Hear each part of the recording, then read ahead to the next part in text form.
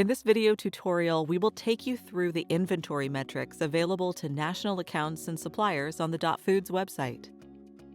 Clicking on a product will take you to its product detail page. There, you'll see inventory overview showing the quantity of that product on hand at our distribution centers and average sold every week. To access more inventory details, click View Full Inventory.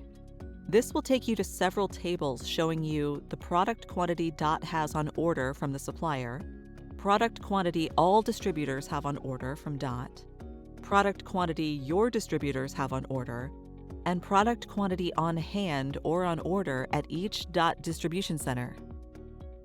Click the Sales tab for additional metrics, including case quantity sold week by week from all distributors. National accounts will also see case quantity sold from their approved distributors.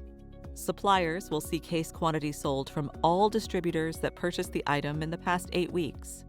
We hope this video helps you access inventory data. If you have any questions, please contact our website support team.